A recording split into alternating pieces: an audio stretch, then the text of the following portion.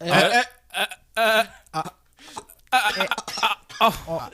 didn't know anybody was going to do prolonged sounds. Yeah, Okay. I thought. Did you supposed to do one sound? I mean, I assumed just so you know what it worked. Wenzel coughing also added to it. So. There's a rule of the podcast where whoever runs the audio has to have a coughing curse placed on them for 3 months. I'm going back and listening to some of the older episodes. It happened in 2017 too. Cody had a cough for about 10 weeks. Yes. No shit. I told you. Oh, it happens every year.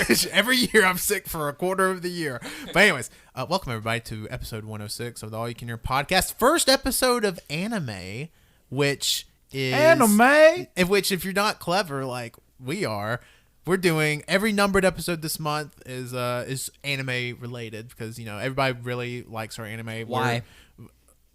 We like anime. we also tend to like anime a little bit, and everybody like really enjoys our anime episodes. So you know, here you go, a month of it. So don't ask us for anything ever again. No.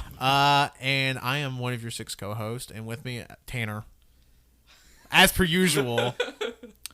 Sonic the Colt. Jonathan. Naruto Cody. Get it? Oh, good. I'll get it. Oh, because you're wearing the jumpsuit and the headband. Oh, it's Naruto. Oh, Am I making stuff up when I say you used to have a Naruto wig? Yeah. I knew somebody that had one. I don't know. Was it you, Jonathan? No. Fuck. We did have the headbands and I mean, shit. okay, if you don't have a Naruto headband, you're fucked. Okay. Wenzel Eater.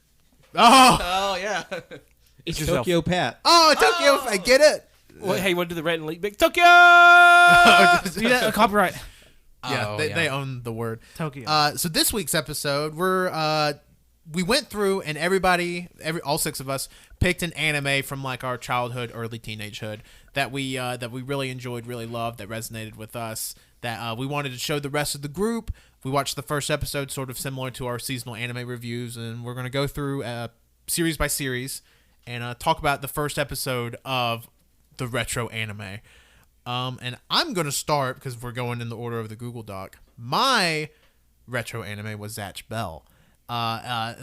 If you don't know what Zatch Bell is, let me give you a little synopsis. So Zatch Bell, dude, just first episode. By the way, we watched the English dub of Zatch Bell, which is the only way to watch Zatch Bell because that's Couldn't how. find it in Japanese. Well, also, Jimmy Neutron. yeah, that's also how I watched it as a kid. I watched it on Toonami.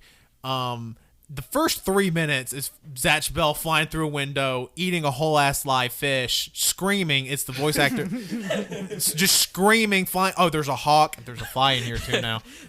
There's a hawk, and like it's wild. So the whole premise of Zatch Bell is like there are these dolls called Momotos or some shit. And it's been they don't explain it in the first episode, so I'm a little hazy.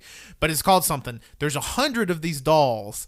And, like, once the doll is destroyed, it's just gone. Like, then there are 99 dolls and shit like that. So, like, you end up finding out later that, like, Zatch Bell and old dude, I don't even remember the main characters. Kyo.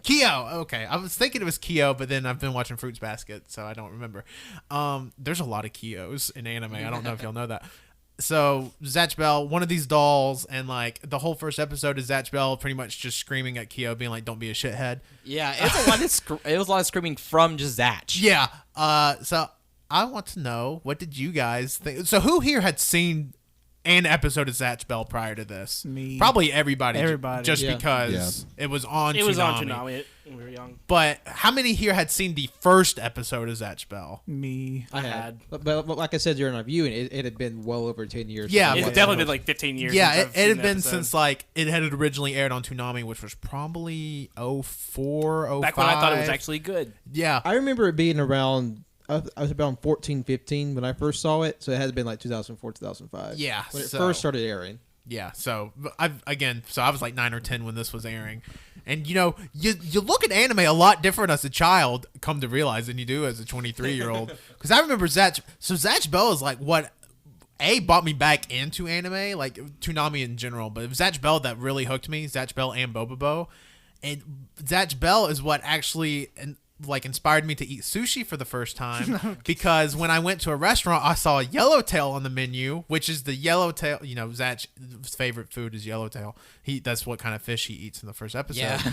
I tried yellowtail sushi and I'm like, this is pretty good. I guess I like sushi. Keep in mind, I'm like 10, so, I also live in Alabama. So, like, how often... Mr. Worldwide. Yeah, so how often are you, like, even pushed, like, you gotta eat sushi here as a white dude from Alabama? So, yeah, so Zatch Bell kind of taught me to try new things, I guess. But I want to know what y'all thought of Zatch Bell. I was horrified when he stuck the whole fish in his fucking mouth and ate it. And it was alive. Yeah, that was terrifying. That fish was suffering for the first 20 minutes of the episode. Yeah, it was just like on the roof, and it was just like flopping around and shit. And I'm like, If you look closer, you can see the fish crying when it's just the head of the Oh, skeleton. yeah, it was crying. yeah. I like the premise of it. They're dolls fighting Yeah, they have unique magical powers. And they have spell books. Yeah. Should mention that there are spell books. Which only the person who owns because each child or doll is partnered with another person, and only that person can read that book and cast those spells. Yeah. The interesting thing that I say interesting, it's not interesting, where the father was like, I can't figure this shit out. I'm a PhD professor. Let me send it to my smarter son who's in middle school. Yeah, that's 14 and 14. It doesn't know how to act like a human being. There's a great bit in the beginning of the episode where Kyo's teacher is like puts up this long equation on the chalkboard. He's like, answer it, Kyo. And Kyo says some like nonsensical like 5xy to the 6.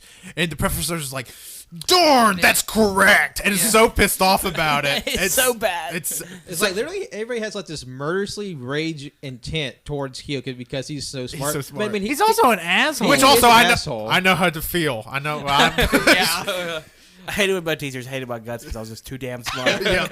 Everybody was like, go home. Everybody was Tanner against the world when he was 13. It was Never come back to school again. Everybody is like disdain with Kyo, which is weird. It was like, get out of here. You're too smart. Go to a nice school. Yeah, Wenzel was doing this bit was like, I hope you get accepted into a nice college, Kyo. It was really good. bastard. I mean, that's how stupid it was. But and also Zatch is fucking dumb. And loud. Well, also, but hear me out. Zatch's baby. I mean, is sure, baby. but it's like he's like a fucking magical being. You'd think he would know more, especially when he shoots lightning out of his face, and they say, Zatch, you're shooting lightning, and he's like, no way. And then that's Nope, it. that was God. Wow, lightning strikes a lot around here, doesn't it? Yeah, that's what he said. I don't know if we mentioned it, but the English dub is voiced by fucking Jimmy Neutron. Yeah, and it's literally- it's fucking awful. It's jarring. My favorite part was whenever it just cuts to Kyo's mom holding Zatch, and she's like, "You're not gonna touch this baby." I know. Keel's mom is just so on board with like, oh, your dad sent this baby doll that talks and is a person. Well, now it's baby. Yeah. And then Kyo steals the baby's book, and she's like, "Give it back." It's so good. This baby needs that book. Like immediately, the mom is just on board. It's like, that's my wacky husband. Honestly, it makes you wonder what else has he brought home. It's a surprise they don't have any fuck ton of animals. Or I was like, oh, honey, I found this. Zatch Bell, I honestly think might be the precursor to Pokemon. Despite coming out after. Yeah. Here's my. Do y'all want to know my theory here? I'm making it up as I go. Here I go. Great. Okay, so the little baby dolls, they're proto Pokemon. Okay, eventually they evolve into Pokemon. It's like reverse evolution and a show that came out 10 years after Pokemon. Zatch did. is Pikachu. Lightning. He's a tiny little cute thing with lightning powers. Pikachu's baby, Zatch's baby. It adds up. I think get cute ready is for a little too Detective strong of a Zatch. word. For who? Pikachu? No, Zatch. Listen, Zatch's baby. They're like, let's drip a tablecloth over this. It's so because Zatch is literally wearing like a tablecloth, and also talk about like the art in the show is very, like when you think of like stereotypical anime, it's very like, all right, head circle, here's 2 circle eyes, triangle mouth. That's it. And the mouth is very bad. Yeah, the character designs are very ugly. Yeah, but except which we didn't beat this character in the first episode, but there's a doll later on that's a horse. I can't remember. It's Ponygon. yeah. Best character ever in an anime because it's just a fucking horse. I like the duck that we see In the intro. in the intro. Oh yeah. The like duck baby. Yeah. Also, forgot how awful the opening is for It's this just anime. some weird royalty-free music. It sounds like royalty-free music, and it's like a slideshow. And I'm like, this was a fairly big budget anime. Like, I mean, it made its way to the West, so there was at least some sort of demand. It was like, we gotta fucking dub this right now. What I thought was weird is that I feel like with dub anime, they tried to get people on as quickly as possible. So this episode feel like it's moving at 100 miles per hour, and everything just feels really like. One reason why it feels so jarring is because everything's moving really fast, and it kind of feels like they chopped it up a little bit. Because there's sometimes I watch like old anime dubs, and it feels like what they're saying and what they're doing doesn't smoothly go from one thing to the next. So I kind of feel like they purposely sped it up to get people hooked, and like obviously it worked because it pretty much ran most of its run in America back in the day. I think it was 69 episodes. I think it was the whole run. Nice. I want to say like it was like the whole series. Maybe I'm wrong on that, but I want to say. Well, I know it the was. anime it ended prematurely. Like Yeah. it finished its last arc, but it wasn't like the last arc of the manga. It's kind of like Bleach and Bubba Bo. and blah blah blah. Yeah. Rip. But it got a very sizable run. Considering Yeah. that it starts out with a flying baby with a fish. Yeah. But listen, if I came to you, TV exec was like, I got a pitch. First 3 minutes, baby fish. Are you in? How much money now? Yeah, It $5. felt like that one part when Zatch was getting the shit beat out of him by King from King One Punch from Man. One Punch Man. Oh, whose name is Kane? Who like a lot of people in the room misheard as King. And we Yeah. were like, what the hell? It's King from One Punch Man as a teenager. Yeah, literally looks just like King from One Punch Man, except his name is Kane. No, that kid was like 25. Oh yeah, he was 25. beating the shit out of a baby. Yeah, yeah, just like beat, and then like Zatch, like every time he's like just getting his shit kicked in, he just like looks into the camera and is like, Kyo will be here soon. He had meatloaf today, and he is in the bathroom right now. And like, I'm like, there's no fucking way this is what was said in the original sub. Like, no way. It was probably what it said in the sub was, he's not feeling good. He's in the bathroom. Yeah, it was like Probably. he had a double serving of meatloaf at lunch. He is in the bathroom. And then even like Kyo, who we've seen as like sort of this like secluded character thus far in the episode, busts in and goes, relief. Or that felt so good. That felt so good. It's just like, man, Oh this man, is fucking Kyo just sitting there while the baby's getting beat up. He's like, "You shouldn't believe in me. I'm such a piece of shit." Like, oh my god, fuck up. yeah. Kyo is self-deprecating because he's like looking at this guy kicking Zatch's ass. He's like, and Zatch is just like, Kyo will be here soon, and like Kyo is hiding behind a door and it's just like, I'm not coming. Yeah, like stop. But it wasn't funny. Like as soon as Kyo stepped out to confront the bull, he immediately gets the shit kicked out of him. Oh yeah. Yeah. He's like, I don't know how to fight. He's like, man, this did not work out. And Zatch is like, my plan was a success, and it's very good. Yeah. You know what? We're now a Zatch Bell podcast. Hello, everybody. Welcome to Zatch. You can hear. Welcome to Zatch Chat. ZYCH. Oh man, that would be awesome if that, or awesome or awful. I can't decide. I'd say awful. that would be bad if that was our acronym. ZYCH. We don't know Zitch. No, Oh, that would actually- be. Well, that would be okay, but then you would have to explain. Well, ZYCH stands for Zatch You Can Hear, which is an offshoot of our old podcast, All You Can Hear. But then we decided 120 something episodes in to become a Zatch Bell podcast. Actually, no, that pretty much summed it up. Huh? Oh yeah, there we go. That's on brand still. You guys think we could do it? I'm never watching another episode of Zatch Bell. Yeah, that's what I wanted to ask to like wrap up the Zatch chat. Would anybody ever watch another episode of Zatch Bell? No. If we're going to do a whole podcast on it, look, if we want to do a spin-off series of Zatch Bell where we go review each episode of Zatch Bell, I'm down for it. Okay, after Star Wars Files ends this year, Hell yeah. Zatch Bell Files. So, No. you know, I might die if the again. if the boy's up top, if it's in the contract, maybe. Oh, there it is. It's floating down. You said the contract is floating Oh down. my god, and it has a fish, and it's a baby. Looks like we're doing it. Oh. And we It's, start it's tomorrow. like 3 men and a baby, except it's 6 men and a baby, and we all have to take turns reading spells. And it's an episode. It's an episode week breakdown. Pat, that's just Charmed. Oh shit, that is Charmed. Well, I mean, the babies don't get introduced till later, but that's a big part of Charmed. Except the Charmed babies also have powers. And then Kaylee Cuoco happens. Fuck, let's talk about Charm. No, okay. So that never was watched Zatch it. Bell. I haven't seen Charmed since Halloween of 1998, so back the fuck up. I haven't seen Charmed in.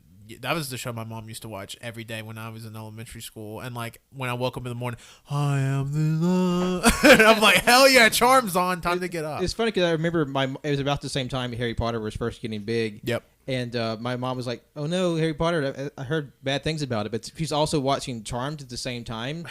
So, but the thing is, Charmed. She's saying like, "Oh, people using witchcraft for good." That changed her mind on Harry Potter. It's like, "Oh, people use witchcraft can be good." You can read that, Patrick. Thank God for Charmed. Oh my God. Everybody give a salute to Charmed. Yeah. Okay. I don't Okay, even know can we what just do a Charmed Charmed is. pause? Thank you, Charm. TYCH. I was about to say, what if we just went back, watched Charm, come back and do this? Like, all right, let's talk about Charm first episode. My retro anime was Charmed.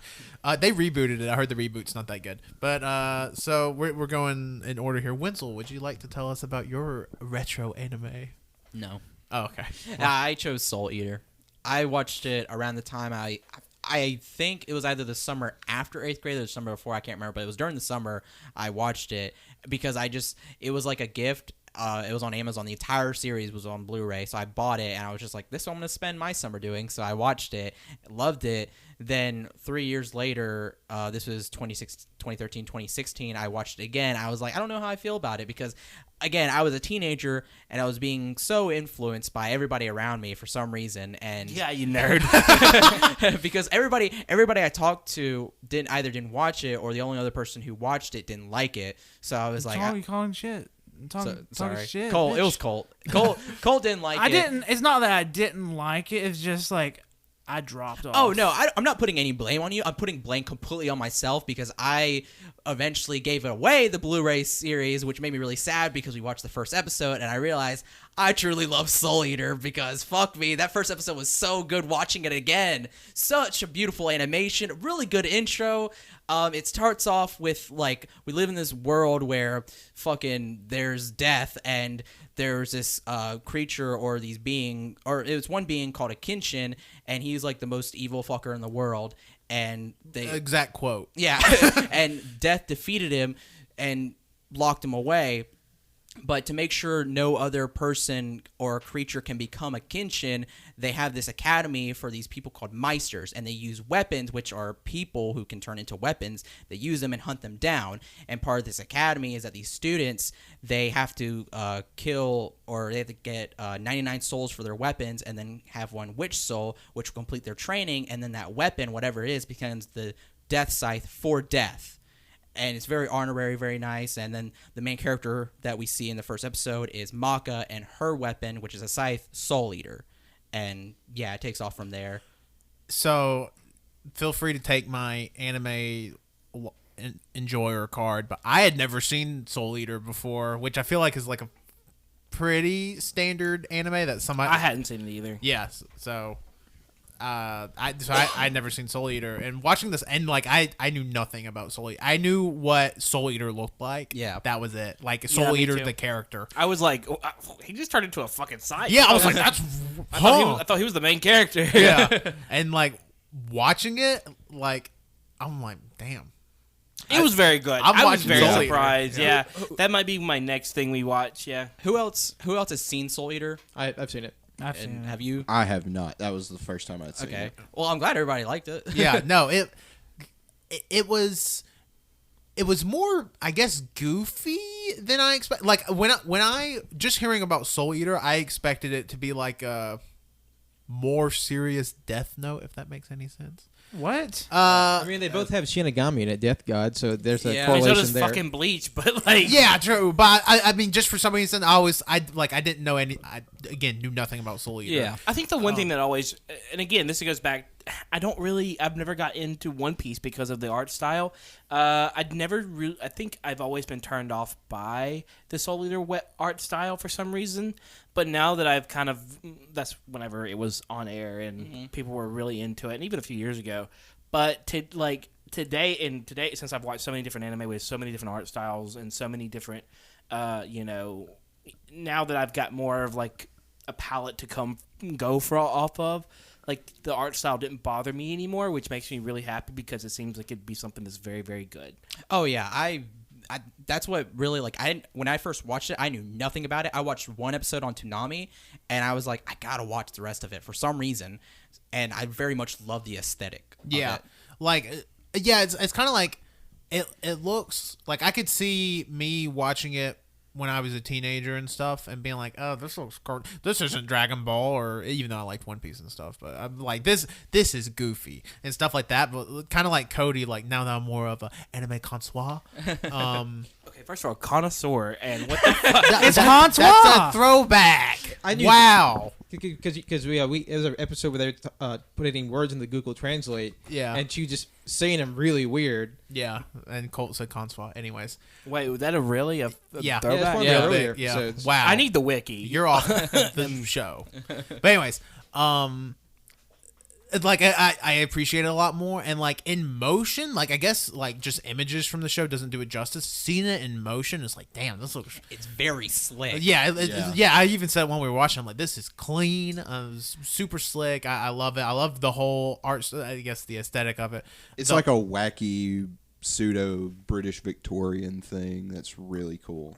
Yeah, It was the big thing I like about it is not only the animation is so clean and crisp and fluid. It's like it's just oozing visual personality. Yep. yeah. Oh yeah. Like especially with the fucking sun. Yeah, the Yeah, sun the and sun's the moon. always laughing. The Same sun with laughing. moon. And like blood running down. And that was the moon. The moon That was had- the moon, and it's kind of like never mind. like kind of weird. Yeah. Like it's like humming. grinding its teeth. Yeah, and man, and then if you a big staple of Soul Eater, it's the music as well. Like just that, like also, I can't remember if it was the transition for the beginning or if it's like in the middle, but like that whole like scandalous, can't handle it. Oh yeah, that was all good. that. I think that's part of like I think that's the Soul Eater rap. I can't remember. Also lyrics in the thong song, which I Yeah. pointed out the But- other I every time I heard that, it's just a thong song. yeah, so But yeah, no, and I highly recommend. Like I'm gonna rewatch it again. yeah, like like Wenzel kept saying, was like, shit, I think I'm going to rewatch it. I'm like, I really want to watch it. Like it's been a long time since like outside of like new stuff, like watching something that, I mean, because Soul Eater is over a decade old at this point. It came out in 07, 2008. 2008.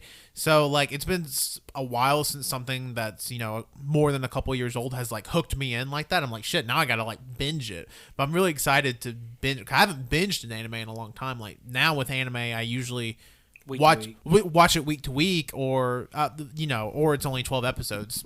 Soul Eater's I think 52. 52. Yeah. So yeah, it was 2 double orders, and I'm very excited to watch it. That's gonna be like one of the things I like do this summer. Is just like, I'm about to go to bed. I'm going to throw up an episode of Soul Eater. So I'm very excited to watch it. I'm so glad we live in a world where we've got Hulu. I mean, I know Yeah. there's a lot of controversies around it, of course, but I'm so, and especially with artists and being paid, et cetera, et cetera. But I'm really, really, really a big fan of just being able to have content at any given moment.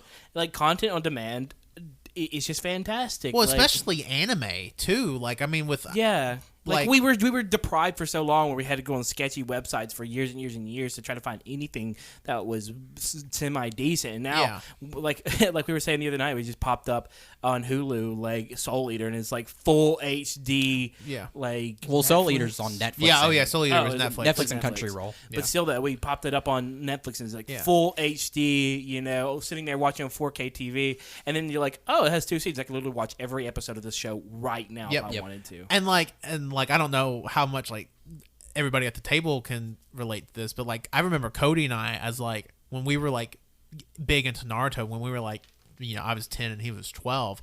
Like we were 10 and 12-year-olds like scouring the web to watch shitty 240p AMVs. quality of Naruto, or like watching the shitty like 360p was the fucking pinnacle. We were watching like a Naruto AMV was like, oh fuck, what is that? Like Naruto with the Nine-Tails chakra? What? It's just Yeah, like I literally remember sitting in Yeah. Jonathan's parents' bedroom where their family computer was at the time, and us like finding. I think Colt was there. I was too. there. I And remember. we found this really cool AMV, and it was set to 3 Days Grace. I hate everything. I hate about everything about you. And it was this one fucking fucking video, and it was the Itachi and Sasuke, and where Itachi's got him pinned up against the wall in the hallway. I'm like, oh fuck, he really hates it. See, my favorite Naruto AMV was the first Naruto Sasuke fight, set to Temperature by Sean Paul, and I'm sure I pray to God that one's still available somewhere. It'd be like a 10 or 11-year-old video at this point. But no, it would be like 12 or 13 probably, because it was like 06, 07. So, shit. Thanks, AMV creators. Also, just thank you to Netflix, Hulu for giving us Yeah, instant access. yeah. Like say But all that. fuck you, Sunrise. Like I know I don't fuck you because I love what you make, but like I can't watch any of the original Gundam stuff unless I buy it on DVD or Blu-ray. It's on nothing. The Gundam related things that's new is like Iron Blooded Orphans, Build Fighters, Divers. That's it. Which is fine, because I guess that's giving money more directly to the creator outside of using like subs and stuff. But it's just, as a consumer, with so much vying for your attention now, it'd be so much easier if stuff was on demand. Even if there was like a Sunrise streaming service where it's like, guess what? 500 yen a month, you can watch any Gundam series you want. Like that, something like that would be cool. But then at that point, you're getting into like literally every single studio making streaming service. Yeah, I'm And tired essentially- of it. Yeah. Fucking just combine them into one. It's TV. Obviously, that's better for the Cable. consumer, but not better for the company Yeah. and the artist and creator. So we're still trying to find that balancing act. Either way, I'm very thankful for Crunchyroll. It's something that we pay for monthly, and it's something that we all enjoy Together. thoroughly. Yeah, we really do enjoy it. So yeah, Soul Eater. Go check it out. Why? Sorry, I've never watched it, but I by the end of this summer, I will be #1 Soul Eater expert. Yeah, you have time. Everybody has time. Okay. So Cole, how about you tell us about your show? All right, this is coming from somebody that watched it when he was 10, so I'm going to try to remember stuff. All right. Oh, The show's called Code Geass. It's like Cole. We watched it not that long ago. yeah. I was about to say This we is watched your the first show. We watched the first episode 2 days ago, and he was looking at my phone as if I had notes written down. I literally just have the shows we watched. I was trying to think, but also, this was my first voyage into mech anime of any kind. Even though, like, the mech it's very backseat in this anime. It's more political and, like, moral. In the long run, You don't know is. it's the backseat till it's the end, but Yeah. But it takes place in a 2017 future where The far distant future of Yeah. 2017. 2 years ago. Well, I thought it was 2010. No, the first part takes place in 2010, but then it skips forward to 2017. yeah, it talks about how Japan's taken over by Britannica, which is UK most likely, and that it's called what is it called? Unit 11. Yeah, they're- Area Area 11. 11. yeah. 11. And that it's run by the Britannica people, and it starts with the main character Lelouch talking to his other brown-haired friend that I don't remember his name. He's like, "I will kill Britannica." His name is Rivel. Rivel. Rivel. There yeah, we go. Rivel. But it's spelled like Rivals. rival with a Z at the end. Yeah. It's wild. And then it cuts into him playing chess against some rich fucks. Yeah. He's like, I win. 8 seconds? Fuck you. And then Is this all you remember from the show? I'm just trying to remember what it's not. I'm still naming the stuff. And then after that, they go on a bike ride. They're riding their motorcycles to school because they're 16 years old and they're ready to go to school, I guess. Ready to learn. And while they're doing this, a terrorist attack's happening where these terrorists have stolen a chemical bomb that they believe it's a chemical bomb. And when it crashes, Lelouch gets inside of the back of the truck because he's trying to help him. He doesn't know it's terrorists. And they drive off with Lelouch in the back. Doing so... Wow, I'm really blanking. I'll help you out. Please Cole. do. So in doing so, they're driving down, and then we get Britannica like, "Oh, stop!" But it turns out the terrorists, quote, were not really terrorists. They were more of the. They called them what are they? The 11s. That were like the true Japanese people. Yeah. They're like, "This is for Japan." And they still what we thought was this chemical bomb. It turns out it's a magical lady. Yeah, of course. I mean, it we is. don't know their intentions. We just know that there are people that are from Area 11 that were getting a bomb, but it has some magical girl, and Yeah. And the dude Lelouch lets the woman out, and they get confronted by the Britannia people. They are gonna kill them, which is like fuck. Like this is a It's kid. a government cover up, basically. Yeah, because they go into Area 11. They're like, fuck Area 11. We're just gonna kill everybody for what you've done today. Oh, no, It was the ghetto of Yeah, Area they go 11. into a subsection of Yeah, Area yeah. 11. They call it Sorry. the ghetto. Yeah, the ghetto, and I think I figured out the entire plot just now in my head. Probably not. It's pretty wild. and oh fuck, and then they kill the magical lady, but in doing so, she transfers her power into Lelouch, and that power is that he can make people do as bend to his will. It's bend the to his- ruler's prophecy or some shit like I'm that. guessing it's like she is a lady of the lake, and they were trying to bring her in for the prince in order for him to have complete power over Area 11, and instead she was, of course, caught off guard by him, and therefore she gave her power to him, and made him basically king. Yeah. Or you gave him the king's power, which is that's what I got from that. I mean, that's pretty much what it was, because he would have had complete control over his And, empire. and like we even find out towards the end of the episode that the king's or the prince is like, oh shit, we lost. Like he knows. It was like, oh, that's a oh, Yeah. probably. And then he summons up his King's Guard and like all his top troops to Yeah, go. they're in mechs. Yeah, and yeah, they're in giant mechs, and they're not like the traditional ones that we usually see in like Gundam or. No, they're Yeah, like they're They're random fast, agile, and Yeah. highly And they're aggressive. like you can actually see where the people are inside the. they're in the the They're, back. I can't remember what are they called too. Nightmares. Yeah, Nightmares.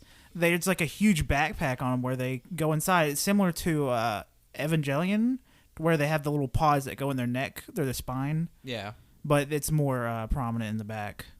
if it's a backpack, yeah. Yeah. So I again, I'd never seen Code Geass. I remember seeing it like on Toonami, but I feel like Code Geass always came on late. Like it was like a 1:30 or 2 show. It makes sense that it comes on late, but thinking about it now, I don't know how they got away with being on Cartoon Network. Well, I mean, There's some later moments in the show. oh, well, even in the first episode when LaRouche gets his power, he was just like, all right, kill yourself, Yeah, and like all the soldiers kill themselves. all the guards is like, whatever you say, my liege, and literally blow their brains out, and it's like, hold up. yeah. And It reminds me a lot of, or Preacher reminds me a lot of it. yeah, I can kind of Nut. that's a bit. But no, I guess I could kind of see like the Preacher vibe from it, because it's definitely like essentially this one character gets like the voice of the Almighty and can now. Spoiler.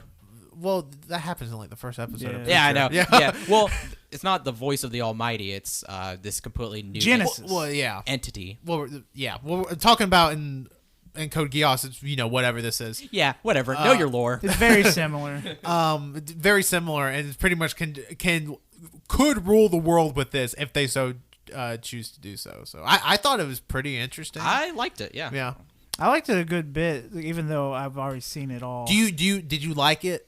I like watching the first episode. Did it make you want to go back and rewatch it again? Did it Yeah. hold up to you? Yeah, it held up to me a very good bit, and I was surprised at how much I enjoyed it compared to. I'm watching Gundam 00, and it came out directly after this one ended, after Code Geass ended, and I enjoyed the first episode of Code Geass a lot more than I am enjoying 00. And I was really surprised because it's made by the same people. What did we watch it on? What was the streaming service? It was on Hulu. Yeah, it was on Hulu. Well, go check it out then. Oh, also, it's funny too because we watched the first like 7 minutes of the English dub, and it was bad. It was English rough. dub was fucking shit. the- I will obliterate Britannia. yeah. Someone said the only reason why people think that anime's like English dubs are bad is because we can't speak Japanese or something, and so we don't necessarily since we don't speak Japanese, we don't know what's bad in Japanese or bad dialogue in Japanese, and reading dialogue is different from hearing dialogue, and so which is I think is very true, but still Sure, yeah. like Yeah. I mean and also with comedy, there's like, especially in Japanese comedy, there's a lot of wordplay that you just Yeah. completely Yeah. lose in translation. So it literally just comes off as a bunch of non sequiturs, and it's like, Yeah, What the fuck that's is what this? that's what we talked about with Pop Team Epic when it came to the West. I'm like, there's going to be a lot of stuff lost in translation with Pop Team Epic that does not play. They're gonna have to make completely new jokes for that. Yeah, that doesn't really even play subtitled unless you understand Japanese. Like there was even some stuff in the later episodes of Pop Team Epic, the first season. There was whole episodes where it's nothing but you have to be Japanese. Yeah, to like it understand was like Japanese to I understand don't this. get this because even the subtitle doesn't convey the joke as it should be conveyed. So I don't know. But also I need to say there were some jokes in Pop Team Epic that they haven't done in the show yet that they need to do animated because holy shit, it was really good. But, Yeah. so yeah, I mean that's Cody. It's I was more surprised that it wasn't just a full blown mech anime. At first I'm like, why would the Gundam people just make more mech anime? And then at the very end it's like, but I'm also magic. It's Yeah. like, oh, I see now why they just wanted to include the mechs too. Yeah. I mean, if you've never seen it, I would say it doesn't hurt to check out the first episode. But like also. It's very like I'm sure a lot of people like in the West that have watched anime has probably at least heard of Code Geass because it was on Toonami. Even though I do think it was one of like the Toonami After Dark or whatever. It was like 1:30 when it came on. So, but yeah, I would say go check it out. Yeah. Very good, very fun ride. And there's also there's a scene in like season 2 where the Emperor says Moshi Moshi Desu. Well, I'll be looking out for that. Yeah. Look Wait, for- like says it in English? Oh no, it was Japanese. Oh, Most is how they answer the phone. yeah. No, I know that, but I thought you meant like it was just a dub issue where they were like, we don't know what this word means. So I didn't watch it in English. I'm not Motion. stupid. I thought you watched it on Toonami. I don't know. Nah, I went and, like you guys. I went crazy hunting that stuff. 240p. Yarg. But anyways, Cody, how about you tell us about your retro anime? So I chose. It is this. Okay, at this point, this one is retro. Yeah, no, but I'm yeah. just I think- retro. I I'd say this all of these are pretty. This damn episode's retro. definitely going to be retro in quotes because I mean they're 10 years old. Does this really retro? Yeah, Yeah. It's more so retro from the standpoint of when we watched it in our Yeah, lives. yeah. So like something that like Wenzel or say like Colt watched a show in 2010. Well, Colt was 10 in 2010. Where Code Geass came out 2006, by the way. yeah, but like where like somebody like Patrick was like 45 and But that's what I wanted to mention because, like, I was thinking that while I was watching it, because I have this unique viewpoint because I remember seeing all these shows, you know, when I was growing up. But like a lot of these shows that they're talking about, I was 17, 18 years old, you know, when someone came out. So like, it wasn't that long ago for me, but you know, they were still little kids. yeah. Yeah, same. I mean, like 2007 doesn't feel retro to me. Yeah, I'm the same way because I mean, We should say we shit on Pat's age a whole lot, but Pat literally looks younger. Than he literally all- looks younger and is in better shape than any of us. So, I mean, I'm not talking shit. Patrick and I are good buds, except we don't talk except on the podcast. I'd never speak to Pat. Who the fuck is Pat? Who are you? I don't like Pat. Whoa! Oh my god! Just throw it out there. Oh my god. Whoa! Ow!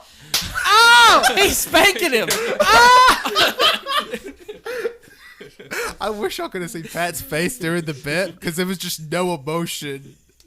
Clap. That's what you No, he was spanking. I mean, spanks. It was no emotion spank. no emotion.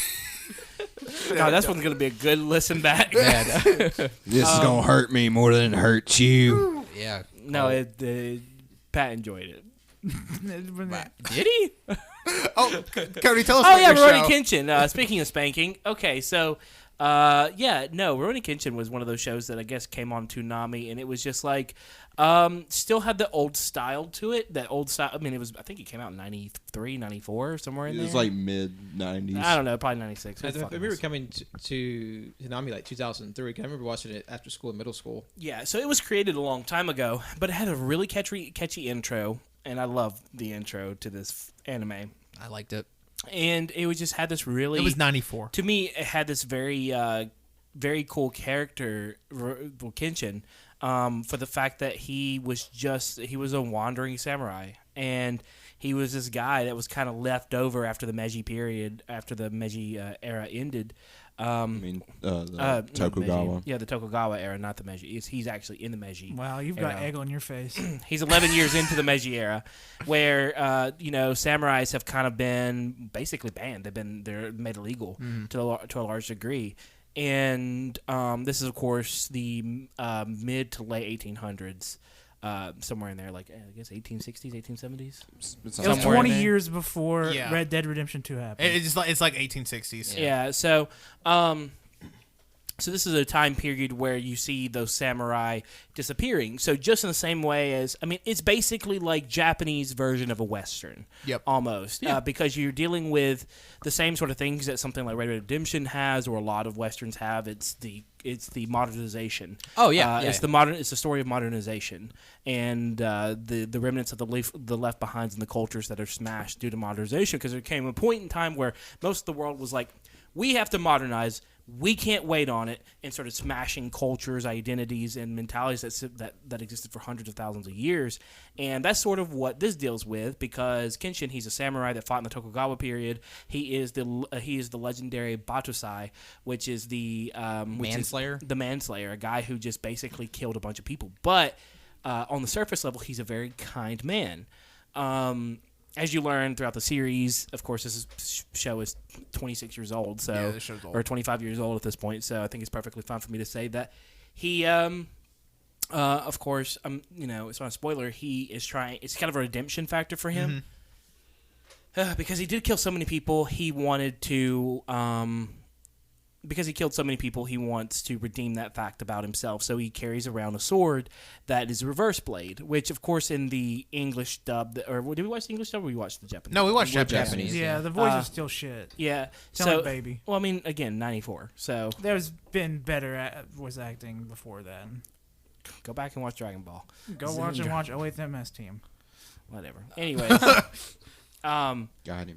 And so he carries this reverse blade around where, of course, the front end of the blade where you would normally have the blade, where the cutting edge of the blade is dull, while the back of the blade is You can still kill somebody with that sword. It doesn't make any with sense. with reverse. He can still kill somebody, but his first instincts aren't to kill someone with the sword.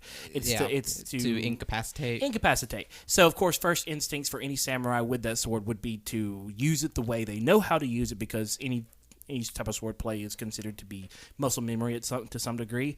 So he would incapacitate before killing, but if killing had to be done, he would just turn the blade around and use it for what it was used for.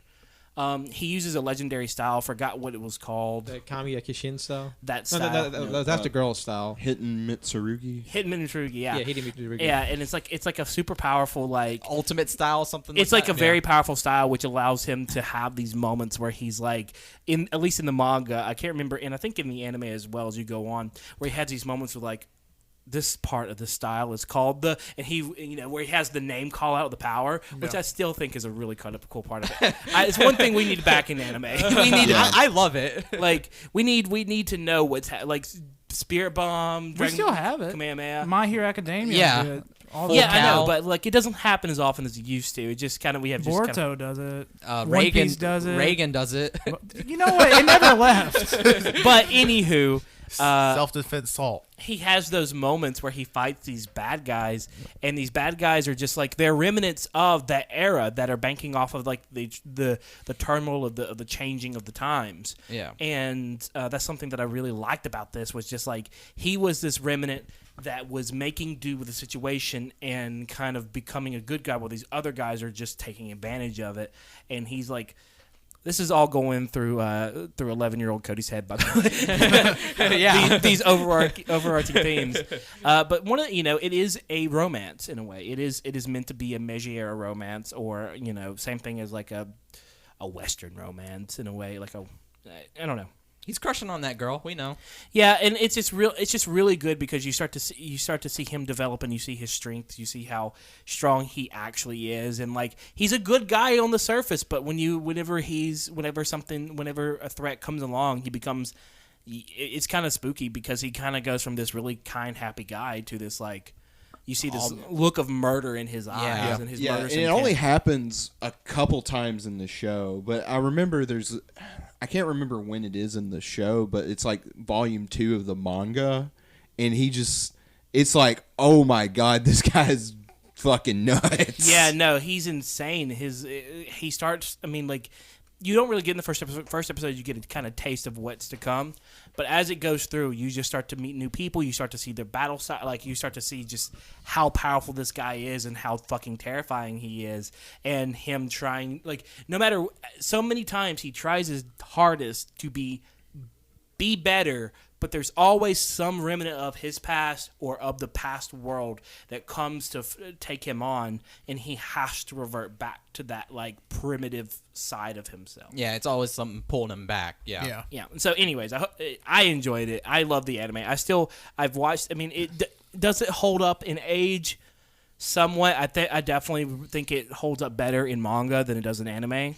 Yeah. I will say, like, the first, like, probably the first arc of the show is pretty slow, but when it picks up, it really gets going, and it's especially once they introduce Shishio. Yeah. Fuck. Yeah, the entire like second arc, like the Kyoto War, that's probably one of the most memorable parts of the anime. I remember watching that back in the day, and I think the anime only covers like the first two major portions of the series. In the manga, I feel like the last, like the finale's arc isn't covered, but that it really sticks out in mind, the whole Kyoto arc, where the whole gang goes to deal with this deranged madman. It gets, like you said, it's dealing with the repercussions of an era that moves too fast, and the scars from the past, and things that are pulled in the future whether they want to or not. Yeah. And people sort of trying to find their place in a new world that doesn't have space for them. And I mean, it's something that I think speaks to our modern era too, because what was such a slow sort of build up over the course of literally hundreds of thousands of years of advancement suddenly exploded during this time period. Like, I mean, we had some small explosions, but it exploded during this time period, and we're not out of it yet. So much innovation has happened, and it's kind of like, I don't know, it kind of speaks to the same era, because we're still dealing with the repercussions of that time period. Yeah.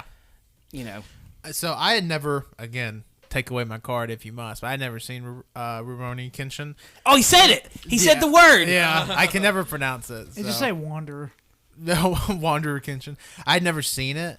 It definitely does have the problem that, which it's not really a problem, that I feel like a lot of older anime, when I say older, like 90s, 80s anime have, that happens when I try to watch it, is that the art style almost feels too, like, it's beautiful in its own way, but it feels just very simple compared to what we have now. Like, I like big flashy, big flashy things. I like my shonen shit, and it's definitely like a product of the 90s, especially like the voice acting. And it's not even the voice acting's bad, it's just like the voice of Kenshin does not fit him at all. His English voice match is better, actually. Yeah, like kind of same, but it's the same thing with fucking Goku. Yeah, no, same thing happens to Goku, which again, 90s. So, like, I enjoyed it, but it was definitely like the first episode, and it was very much meant to be like, all right, we've kind of dragged you in a little bit, now watch the rest of the show.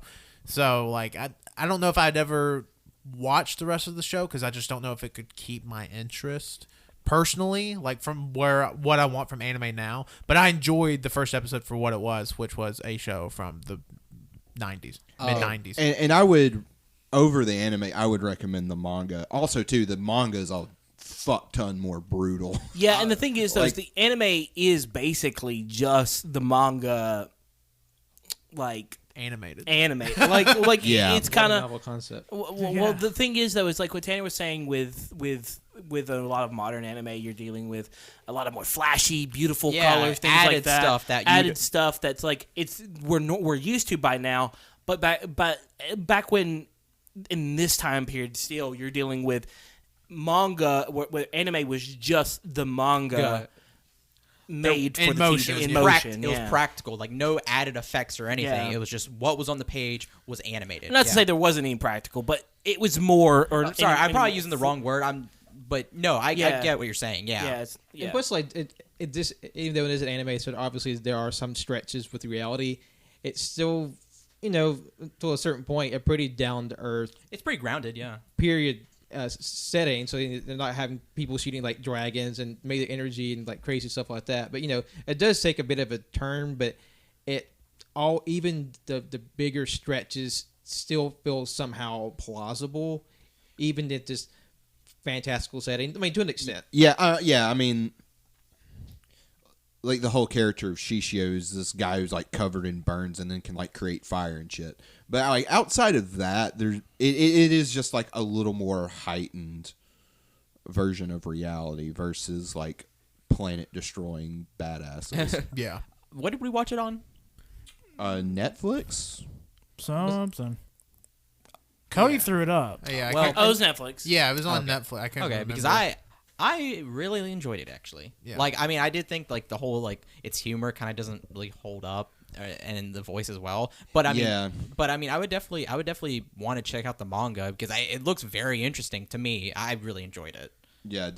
I know. Like when in middle school, me and Cody, we like took turns like getting the manga, so we probably have a good chunk of it somewhere. Yeah, we gotta find it. But I'm like looking online right now for used copies of like the big. I really want the big ones.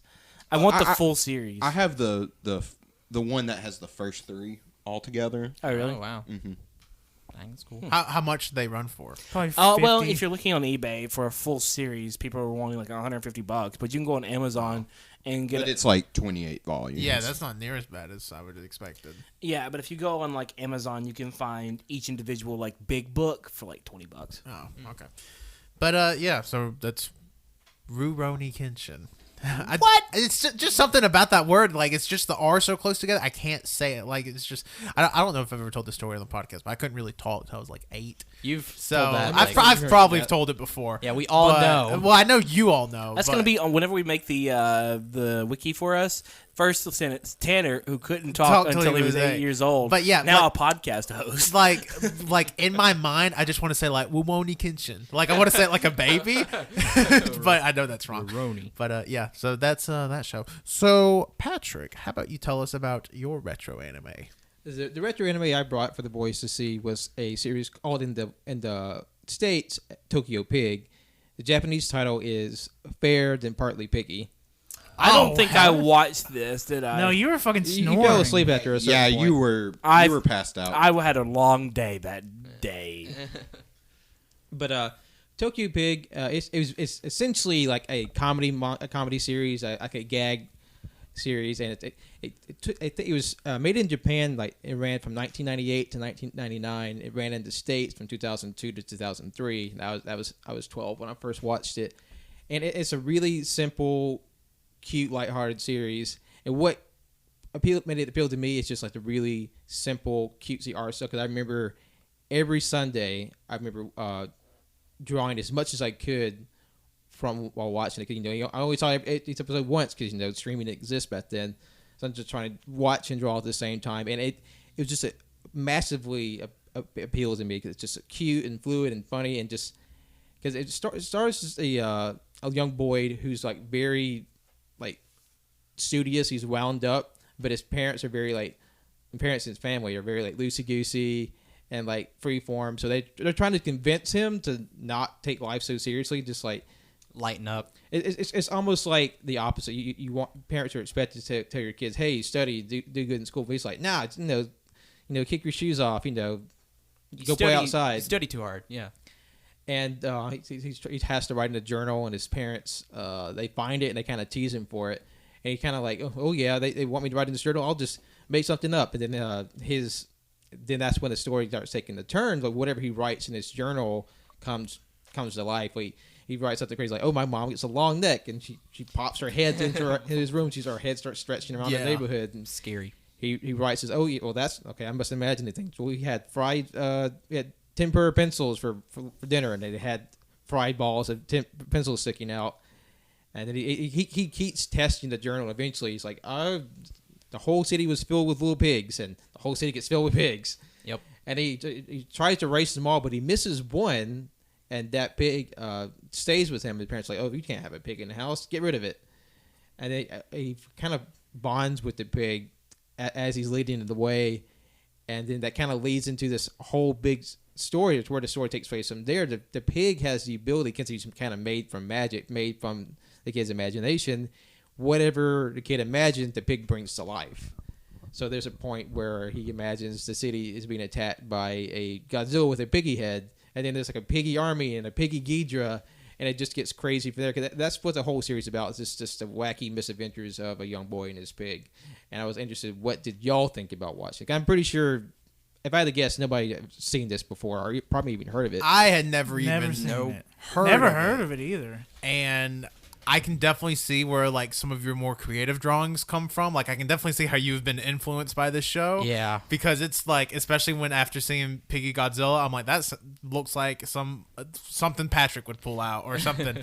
And watching it, I loved this show. This was probably my favorite out of the ones. Oh, we watched. really? Or, like, yeah, I don't know. It was just super cute. I really love the animation, and I know, like we were saying earlier, sometimes like Japanese comedy doesn't translate. This show is fucking hilarious. Yeah. Oh, yeah. This translated incredibly well. Like the puns still made sense, and like they were still funny. Nothing was really lost in translation. There was like a lot of just really well drawn humor in the show, and just like a lot of like, it reminds me of watching like one of those like very goofy like sitcoms or something, like with like the antics of the pig, just being like, pig. And you just cross your arms and you're just like, man, like that was goofy. Yeah. You shouldn't have done that. But and like I don't know what the designated audience for this show was. I would assume it was a children's show. It was definitely a probably. children's show. The original series, they're kind of like almost like a picture book, and they turned it into this anime.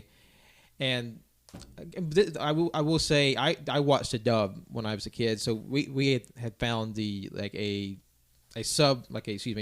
subtitle version of the original Japanese online, and this was my first time seeing the sub, and I was wondering because I found a DVD of the English sub a few years back, and I could tell it's like early days dubbing, so what the things they were doing, saying didn't quite match up, like they was chopped together a little bit, but for the first episode at least, it was pretty much straight the English version, except they edited out the Japanese words, and they kind of emphasize the whole like it's in a TV box because one of the recurring characters is the weather lady. Mm-hmm. She kind of pops up and makes commentary, which in the one it doesn't quite land because the whole title is fair and partly piggy. It's like it's a weather related pun, and the weather lady, she's telling about how it all starts, and she's kind of part of the main cast, so it makes more sense, a little bit more sense Japanese, but yeah, like I remember watching it as a kid first time Sunday mornings, like, oh wow, this is really cute, but like I like it. But the second I saw Pig Godzilla, I'm done. I am here for the rest of the ride. And I watched. It was on ABC Family. It's known as Freeform now, but Sunday mornings in like the early 2000s, they had just a straight block of anime that I don't know many of the people that have watched. Like it had like Metabots and Shinzo. And Flint the Time Detective, like these are all like anime that I grew up when I was a kid that I don't really know if they would be well known today. Yeah, especially. I knew Metabots. Huh? I know of Metabots, but none of the other ones I knew. Yeah, because because ABC Family's like big anime they had back then was like Digimon, because they would show Digimon they had weekday Digimon. Mornings, and Power Rangers, and that would be like their like Japanese stuff, I guess. And I remember like seeing a bunch of weird shows on ABC Family, but as like a 6 or a 7-year-old, I'm like, put on fucking Digimon now. Yeah. Because I loved Digimon as a kid. But I mean, this show like was funny to me now at 23, like probably funnier to me now at 23 than it would have been at 6, to be honest. Yeah. Because like I was just sitting there like just laughing my ass off. Like while we were watching it, I'm like, man, this is good. It's literally like watching like just a goofy sitcom, and you're just laughing the whole time. Like it was a really fun 20 minutes. I was asleep. I should say it's funny that you bring up having to like draw stuff because you only seen that one time that there's no streaming service. I remember having to do that as a kid, like not having streaming services. So like if there's something I saw that I really liked, I had to draw it right then or there, or else I would never see it again. Man, the way kids thought was wild. Because it's funny because that's like such a big thing from my childhood, because I had just like books and books of just like drawings, because there'd be so many things that like, oh, I have to draw this now because I don't think I'll never see it again. So Yeah. I had stuff from like all these cartoons. I would like when I go to town, I would carry a little bitty notebook with me so I could draw cool stuff I would see. Like or if I got a little mischievous, I would just find something in the magazine like, oh, this is a really cool picture of an anime character. I just tear it out. Yeah. Wow. Okay. Yeah. No. I was a hellion as a kid. I grew up. I was about to say, I think I remember you, Pat, bringing some old Shonen Jumps to us one time and being like, yeah, there's a few tears in some of the pages from when I was a kid. And sure enough, like, it's totally accurate. Yeah. No. I feel you, because it's like, I mean, as a kid, it's like you never knew if you would ever see it again. So yeah. But one last thing on it, I this is the one I wanted to bring up because as much anime as I watched as a kid, this is the one that I feel like I always like reminisce on, and I feel like it had the most impact for like, I guess, my artistic and sort of like what I appreciate in anime now. Because we all like action anime, and that's just a very like fun, serviceable. I think the ones that stick with me are just very simple, lighthearted, comedic series, and I think that's kind of what I want to put forward in the things that I make. Yeah, and again, Very nice. I can Damn crying. Yeah, right. I can definitely see the influence in your art that this show had on you as a child. Like, it was really cool to see just that. Like, and then the show was also good, which was a big plus. Yeah. Yeah, it was like as soon as it started, it's like, yep, this is Pat. This is Pat as hell. The opening is like 2.5 minutes long too. Yeah. Felt very long. It was, but I was enjoying. Yeah, it. no, it was really fun. It was just the pig dancing. I'm like, even though it was like 1 a.m. Tanner was dancing. Yeah, Just I was dancing on the podcast. It was good. So Jonathan, tell us about our last retro anime of the evening. Who the hell do you think I am? Anywho, What was that? I'm the great commoner. Oh. He's doing a reference. Oh yeah. yeah. It's time for story time. Anyway, I was a pretty normie when it came to anime up until like after high school. And I remember people would always recommend Gurren Lagann to me all the time. And he's like, you gotta watch this fucking show. And I'd always start it, and it was just way too wild for me. Like, I just could not handle it. I'm like... I can buy it. It was like, what the literal fuck? A few years go by, and then finally saw a show called Kill la Kill, and fucking loved it. Yeah. And so it was like, oh, this is made by the exact same team. I'm like, well, I guess I gotta watch it. Still didn't get through. It took, but once I finally got through it, I was like, yes, this show was it was fucking wild, fucking great. Anyway, It's the Twin Peaks of anime. No, that was just for Jonathan. I would posit Twin Peaks is an anime. You're not wrong. First episode, you follow this little kid. His name is Simone. He's a little digger. They live underground. And there's this like older kid whose name is Kamina, and is like, stop being a little bitch. Grow up. Come on. Let's get out of this underground. And kid's like, no, I can't do it. And Your drill is the drill that'll pierce the heavens. yeah, I think that's actually what like Gurren Lagann like translates to, like the drill that pierced the heavens or some shit. Oh wow. Yeah. Anyway, all of a sudden, this giant robot just jumps, like crashes through the roof of the ground, and they're like, "What the fuck is going on?" And then this woman in literally a bikini with a giant ass sniper rifle starts shooting Yoko! shit.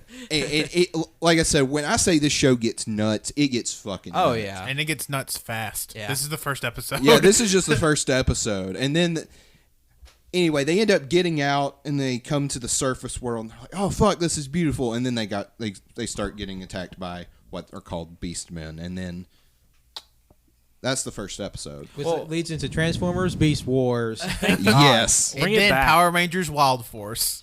Wow, Rangers, we'll stand together. Okay, you can't sing it. Wow, I did my best. Wild Force is I good. absolutely love Gurren Lagann. I've seen it one time only, but rewatching this first episode was really, really, really nice. Yeah. It's funny because the first show I watched was Kill la Kill, and finished that, and I was like, now I gotta watch Gurren Lagann. Watched it, loved it, and this is like the second time I've rewatched the first episode since. So I was recommending Gurren Lagann to you the whole time. I You're know, like, I'm I gonna know. watch Kill la Kill first instead because I had to get through Kill la Kill before I get to Gurren Lagann. that doesn't make any sense. It came out like 2008. But I watched Kill la Kill first. But yeah, I was about to say, still all- recommending it to you before you even watched Kill la Kill.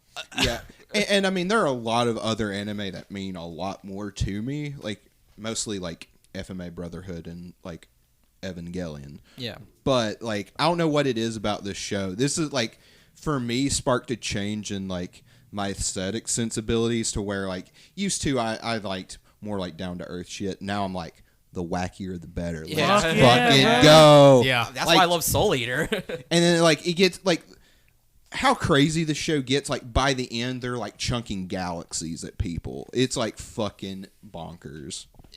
Yeah, it does. It gets really. I mean, if you saw in the very fucking beginning, they were like every star in the sky is an enemy of ours, yeah. or every light. Sorry, and it was like fuck. Yeah. Because Kamina, he's a living, breathing hyperbole. Because in the Japanese version, he just about screams every line of his. Oh, did y'all just watch the English or? We watched the Japanese. No, we watched watched Japanese. sub. Yeah.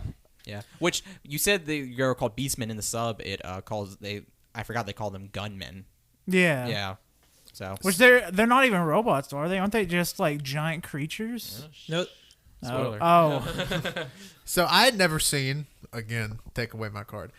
Cameron, do you even watch anime? I know, right? I'd never seen Gurren Lagann, but holy crap. Like this first episode, so keep in mind, this is like the last anime we watched. It was like 2 a.m.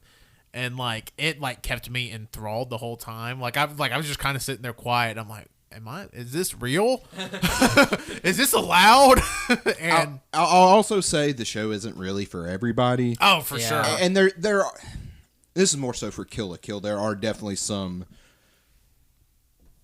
problematic issues to say the least. yeah, I mean, but that's with like a lot of trigger stuff. I mean, if you can look past that, it's genuinely very good. Yeah, and it's a really good like hero's journey story. Yeah, like Which like when one of the big issues for me like getting over it was like it was like this show doesn't have anything to offer for me. I mean, it's like for me it was like for a lot of people I could see like, oh, this was their Star Wars because it literally like tells the same type of story, but I don't know what it was. I guess it's just because it's so fucking batshit insane. Yeah. yeah, like that's part of the reason why I want to watch it, especially after hearing you say like, "Oh, it gets crazier." I'm like, Oh, it does. I kind of just want to like buckle up. yeah. It gets really crazy and it gets really sad. Yeah, so Yeah.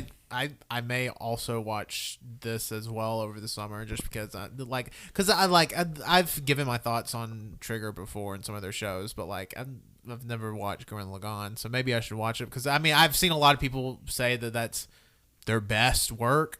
Kill la Kill and Gurren Lagann. They're two best pieces. So, so I'm actually really interested to watch it. I would probably say this was my second favorite that we watched out of the retro group. Soul Eater being number one. Yeah, there you go, Winslow, you won. But yeah, so definitely like if it seems so crazy, and I can definitely see how again this changed Jonathan's aesthetic taste more towards like I want to watch stuff that's batshit insane that doesn't make any sense on the first watch, which is why Jonathan showed us Mulholland Drive, and I'm sure there's more Lynch films to come. But no, Jonathan DM'd me like 2 months ago. It was like, oh fuck, what movie was it that you wanted us to watch? Blue Velvet. Blue Velvet. Yeah. Yeah. So yeah, but I'm Oh very, boy. yeah, so I can definitely see it. So, but I'm interested to watch more Gurren Lagann. And it's also like fairly short. Yeah, it's like Yeah. 26. yeah, it's only like a 4. double order, I think. Yeah. What was everybody's like besides rewatches? What was I mean? I know Tanner. What was everybody's favorite anime coming out of this? That's not one we haven't seen. That's one we haven't seen. Well, I think Yeah. I think it could Do still you be wanna- yours if it held Okay. up. Well, yeah. to Let's you. just yeah.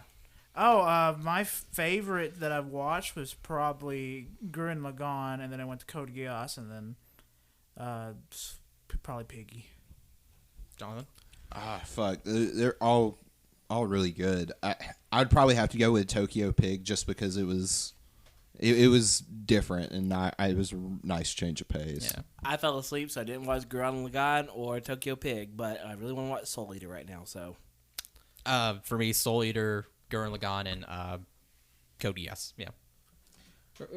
Barring my own pick, it probably have to be Gurren Lagann because it's just the hyperbole, just how it gets so crazy. I feel like that seed was planted with Tokyo Big, just how silly and off the wall it is, and how it's just like the grown up version where it's just like balls to the wall, crazy. But Soul Eater is like that as well. It's not tame in a sense because it definitely gets wild and crazy with some of the action and themes it has. So they're very much on the same thread. Yeah.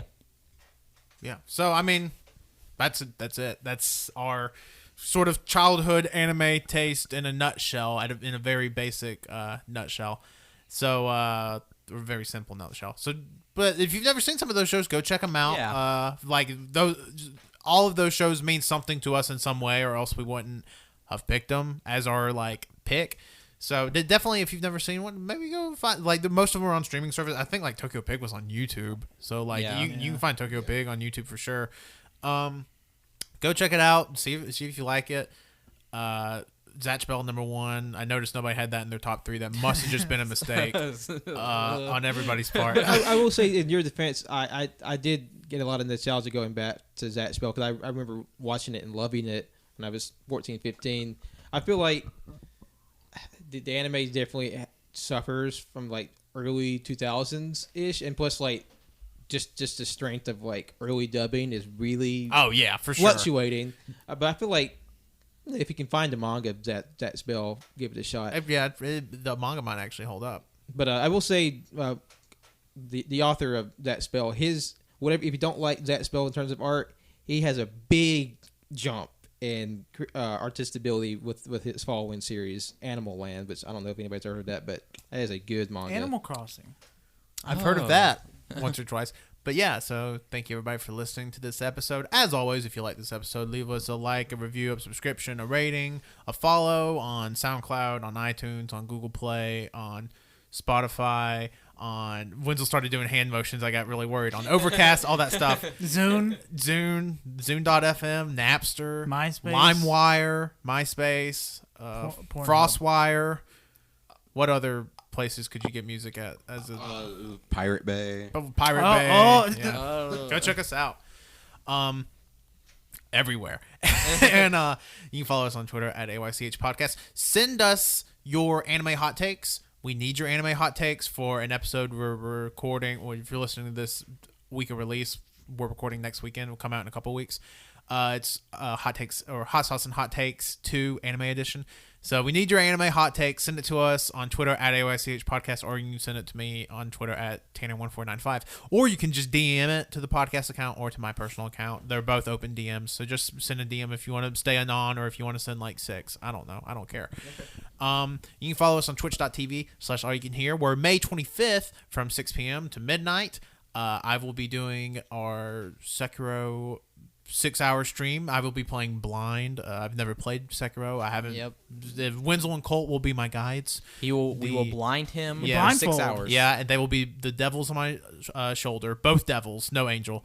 Both, Tanner is except Daredevil. Angel in the chat. Yeah. Hey, Angel. So definitely follow us on twitch.tv/AllYouCanHear for that. You can follow us on Instagram, AYCH Podcast. You subscribe to our YouTube, All You Can Hear, which is where all our Twitch VODs go. Some other stuff maybe popping up there. Who knows?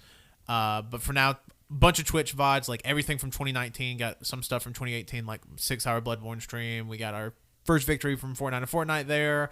Got a Super Mario Party there. So, all the good shit. Yeah, all the a good lot shit. of stuff. Yeah, there's like over 50 hours of content on that YouTube channel already, and it's only going to grow. And you can follow me on Twitter at Tanner1495. I am Colt. Follow me on Twitter at ColtD00. Send me pictures of your dog ordering you to do things. He's got the Emperor's blood. It's Jonathan Lagann. Who the hell do you think I am? Oh, Gurren Lagann. Jonathan Lagann. That would be a weird name.